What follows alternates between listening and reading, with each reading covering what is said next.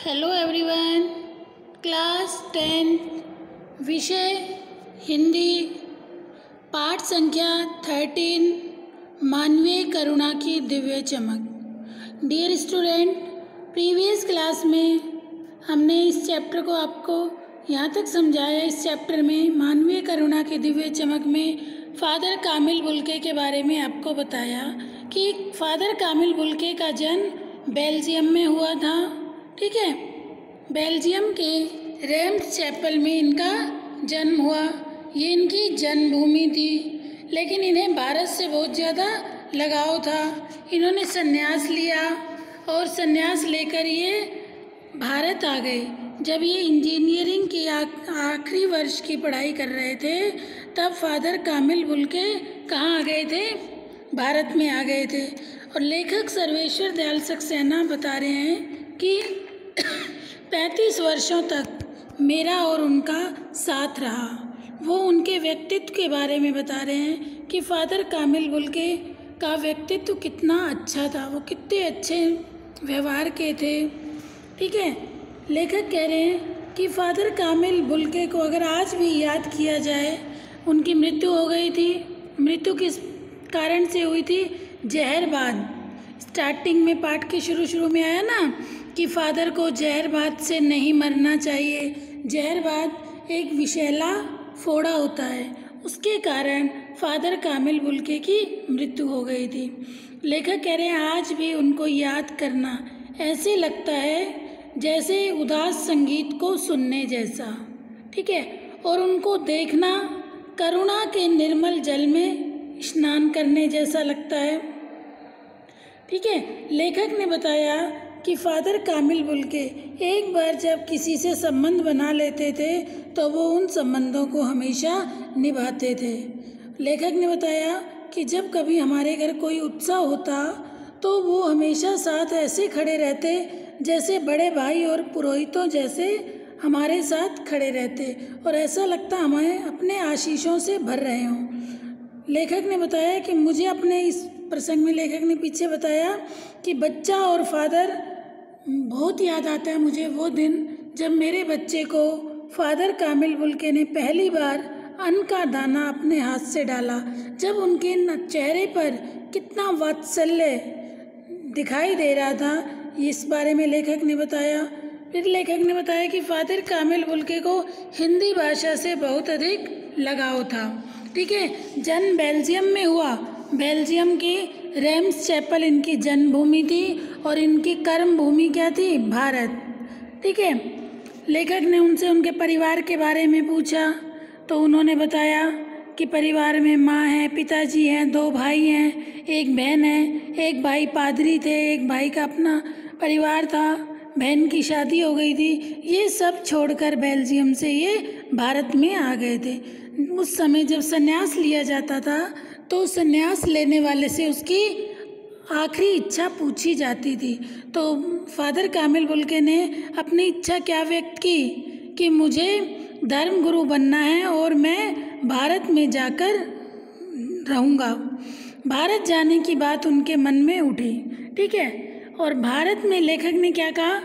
लेखक कह रहे हैं कि जब तक राम कथा रहेगी तब तक उसे याद किया जाएगा। किसे? फ़ादर कामिल बुल्के को। 73 वर्ष की उम्र तक ये जिए और 73 वर्ष की उम्र में इनकी मृत्यु हो गई थी। लेखक ने बताया कि फ़ादर बुल्के संकल्प से सन्यासी थे। कभी कभी लगता कि वे मन से सन्यासी नहीं थे। लेखक ने बताया, ये मैंने आपको पढ़ा दिया था कि वो किसी से रिश्ता बना लेते थे तो तोड़ते नहीं थे। सदियों बाद भी, मिलने के बाद भी उनकी गंध महसूस होती थी।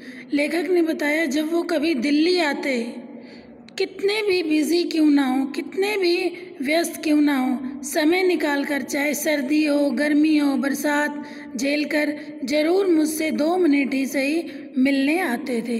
हिंदी को वो राष्ट्रभाषा के रूप में देखना चाहते थे। ठीक है, हिंदी से उन्हें बहुत अधिक प्रेम था, और जब वो देखते थे कि कोई हिंदी की उपेक्षा करता है तो उन्हें बहुत अधिक गुस्सा आता था।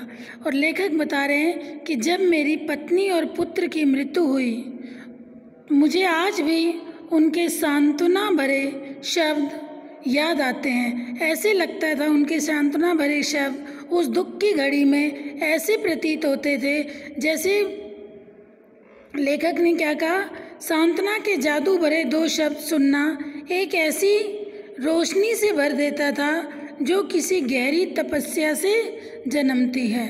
तो लेखक ने बताया आज भी मुझे उनके वो सांत्वना भरे शब्द याद आते हैं। इतना हमने बेटा प्रीवियस क्लास में पढ़ा था, ठीक है, फादर कामिल बुल्के के बारे में लेखक ने बताया, सर्वेश्वर दयाल सक्सेना ने, ठीक है। अब उससे आगे देखिए पेज संख्या 87, थर्ड पैराग्राफ।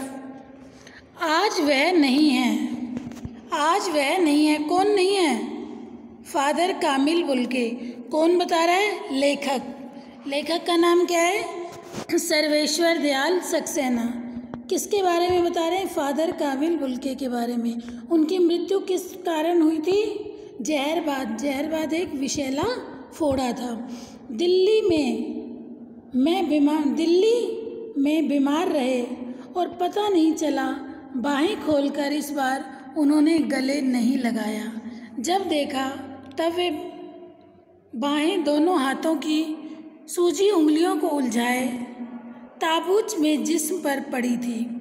जो शांति बरसती थी वह चेहरे पर थिर थी। लेखक ने क्या कहा? आज वह नहीं है। बीमार हो गए थे, उनकी मृत्यु हो गई थी, ताबूच पर अर्थात मृत शैया पर वो पड़े हुए हैं। तरतल जम गई थी। वह 18 अगस्त 1982 की सुबह 10 बजे का समय था। दिल्ली में कश्मीरी गेट के निकलसन कब्रगाह में उनका ताबूच एक छोटी सी नीली गाड़ी में से उतारा गया। लेखक इस पैराग्राफ में उस समय का वर्णन कर रहे हैं जब फादर कामिल बुल्के की मृत्यु हो गई थी, ठीक है, और उन्हें मृत शैया पर लिटाकर अर्थात मृत शैया वो ताबूच बोला जाता है उसे दिल्ली के कब्रगृह में उसके ताबूच एक छोटी सी नीली गाड़ी से उतारा गया। कुछ पादरी रघुवंश जी का बेटा, उनके परिजन राजेश्वर सिंह उसे उतार रहे थे, कुछ पादरी और कुछ उनके परिजन। फिर उसे उठाकर एक लंबी सकरी उदास पेड़ों की घनी छांव वाली सड़क से कब्रगाह के आखिरी छोर तक ले जाया गया। मतलब उस गाड़ी से उतारकर उन्हें उठाकर जैसे 4 लोगों ने कंधा देकर उसे कब्रगाह पर ले जा रहे थे, जहां धरती की गोद में सुलाने के लिए कब्र अवाक मुंह खोले लेटी थी। ऊपर करील की घनी छांव थी और चारों ओर कब्रें और तेज धूप के व्रत। जैनेन्द्र कुमार, विजेंद्र स्नातक, अजीत कुमार, डॉक्टर निर्मला जैन और मसीही समुदाय के लोग, पादरीगण उनके बीच में गैरिक वसन पहने इलाहाबाद के प्रसिद्ध विज्ञान शिक्षक डॉक्टर सत्यप्रकाश और डॉक्टर रघुवंश भी, जो अकेले उस सकरी सड़क की ठंडी उदासी में बहुत पहले से खामोश दुख की किन्हीं अपरिचित आटों से दबे हुए थे, सिमट आए थे कब्र के चारों तरफ। लेखक ने बताया कि जब फादर कामिल बुल्के की डेड बॉडी को लाया गया तो सारे प्रतिष्ठित व्यक्ति उनके साथ थे। कुछ उनके साथ आए, कुछ पहले से वहाँ मौजूद थे। लेखक किसके बारे की मृत्यु के बारे में बता रहे हैं? फादर कामिल बुल्के के। उनका संस्कार कहाँ किया गया था? उनकी मृतदेह को किस कब्रगाह में लाया गया था? दिल्ली में, ठीक है। लेखक ने बताया कि फादर की देह पहले कब्र के ऊपर लिटाई गई। मसही विधि से अंतिम संस्कार शुरू हुआ। रांची के फादर पास्कल तोयना के द्वारा उन्होंने हिंदी में मसीही विधि से प्रार्थना की। फिर सेंट जेवियर्स के रेक्टर फादर पास्कल ने उनके जीवन और कर्म पर श्रद्धांजलि अर्पित की, ठीक है, श्रद्धांजलि अर्पित की गई।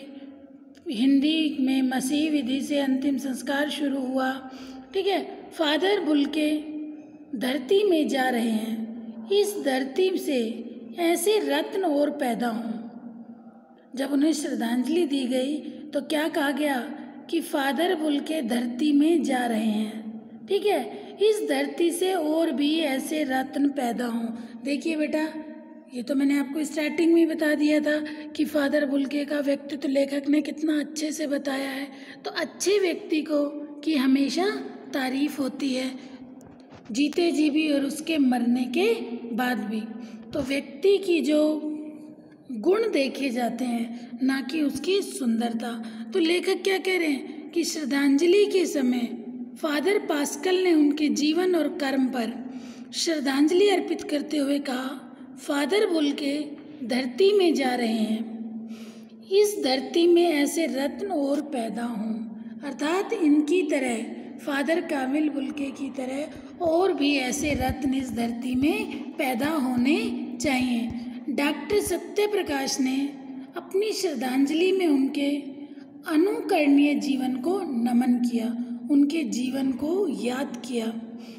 फिर देह कब्र में उतार दी गई, फिर उनकी देह को कब्र में उतार दिया गया। मैं नहीं जानता, लेखक कह रहे हैं कि इस सन्यासी ने कभी सोचा था या नहीं कि उसके मृत्यु पर कोई रोएगा। लेखक कह रहे हैं मैं नहीं जानता कि कभी इस सन्यासी ने ऐसा सोचा भी होगा कि मेरी मृत्यु पर कोई रोएगा या नहीं। लेकिन उस क्षण रोने वालों की कमी नहीं थी। नम आँखों को गिनना स्याही फैलाना है। देखिए लेखक ने क्या कहा कि फादर कामिल बुल्के की मृत्यु के समय जब वो जीते जी कभी उन्होंने, लेखक कह रहे हैं, सोचा भी नहीं होगा कि मेरी मृत्यु पर कोई रोएगा या नहीं। लेकिन उनकी मृत्यु के समय सबकी आंखें नम हैं। लेखक कह रहे हैं उनकी मृत्यु के समय रोने वालों को ऐसा लग रहा है जैसे नम आँखों को गिनना स्याही फैलाने के बराबर है। जैसे हम स्याही फर्श पर आप डाल दो तो चारों तरफ फैल जाती है, उसी तरह प्रत्येक व्यक्ति उनकी मृत्यु पर रो रहा था, अर्थात सबकी आंखें नम थी। देखिए कोई अच्छा व्यक्ति होता है तभी उसके गुणों को याद करके अश्रु स्वतः ही आंखों से निकल पड़ते हैं। तो ऐसे ही जो फादर कामिल बुल्के थे, बेल्जियम में जन्म लेने के बाद भारत में रहे और भारत के लोगों से अच्छा व्यवहार बना कर रखा, तो आज उन्हें सभी ऐसे याद कर रहे हैं उनकी मृत्यु के समय कि उन सबकी आंखें इतनी नम हैं, ऐसा लग रहा है नम आंखों को गिनना स्याही फैलाने के समान। इस तरह हमारे बीच से वह चला गया जो हम में से सबसे अधिक छायादार फल फूल गंध से भरा और सबसे अलग। लेखक क्या कह रहे हैं, आप देखिए कितनी उपमा उनको दी गई है। इस तरह हमारे बीच से वह चला गया। लेखक कह रहे हैं हमारे बीच से वो वृक्ष जो अधिक छायादार था। देखिए जो छायादार वृक्ष होता है हर कोई उसी के नीचे विश्राम करना चाहते हैं। छायादार फल फूल गंध से भरा हुआ, जिसमें फल भी थे, फूल भी थे, गंध भी थे। अर्थात ये बताया गया है कि फादर कामिल बुल्के कोई पेड़ नहीं था, अर्थात उनका सानिध्य ऐसा लगता था जैसे छायादार वृक्ष के समान जो फल और फूल गंध से भरा हो। सबसे अलग, सबसे अलग, सबका होकर अर्थात सबके साथ अच्छा व्यवहार करते थे। ठीक है, सबका होकर सबसे अच्छा, सबसे ऊंचाई पर मानवीय करुणा की दिव्य चमक में लहराता खड़ा था। देखिए लेखक ने फादर कामिल बुल्के के व्यक्तित्व के बारे में क्या कहा है कि वो एक ऐसे वृक्ष के समान थे जो छायादार था, सबसे ऊंचा, सबसे अलग, फल फूल और गंध से युक्त। ठीक है, मानवीय करुणा की दिव्य चमक से लहराता खड़ा था, जिसकी स्मृति, जिसकी याद हम सबके मन में जो उनके निकट थे। लेखक कह रहे कि जो भी उनके निकट थे उनकी याद आज उन सबके मन में किसी यज्ञ की पवित्र आग की आंच की तरह आजीवन बनी रहेगी। लेखक कह रहे उनकी स्मृति, उनकी याद, जो उनके सानिध्य में रहते थे, जो उनके बारे में जानते थे, जो उनके व्यवहार के से परिचित थे, उन्हें आज उनकी याद इस तरह रहेगी जैसे यज्ञ की पवित्र आग की आँच की तरह आजीवन उनकी स्मृति बनी रहेगी। मैं उस पवित्र ज्योति की याद में श्रद्धान्वित हूँ। लेखक कह रहे हैं कि मैं आज उस पवित्र ज्योति की याद में श्रद्धान्वित हूँ, कि मैं आज उन्हें याद करके श्रद्धा से नमन करता हूँ। किसे? फादर कामिल बुल्के को। देखिए लेखक ने कितना अच्छा वर्णन फादर कामिल बुल्के के बारे में किया कि उनकी मृत्यु पर भी देखिए रोने वाले कितने अधिक व्यक्ति थे। कोई अच्छा व्यक्ति होता है बेटा तभी उसे याद करके रोया जाता है, कोई बुरा हो तो ये लगता है अच्छा है चलो गया धरती से बोझ कम हुआ। देखिए तो व्यक्ति की जो पहचान होती है वो उसके गुण होते हैं। तो इसलिए हमें भी फादर कामिल बुल्के से सीख लेनी चाहिए, ऐसा व्यवहार होना चाहिए कि सब हमें याद करें। देखिए लेखक ने कितनी बातें उनके बारे में बताई कि उनका व्यक्तित्व एक छायादार वृक्ष के समान था।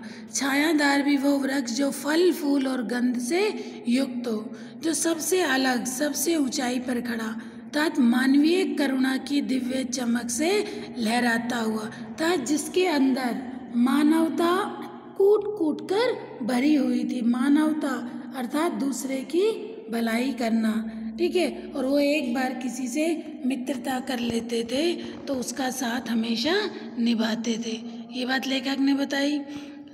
देखिए लेखक ने कितनी बातें ऐसी बताई जो हमें ये बताती हैं कि वास्तव में फादर कामिल बुल्के जो थे वो मानवीय करुणा की दिव्य चमक थे।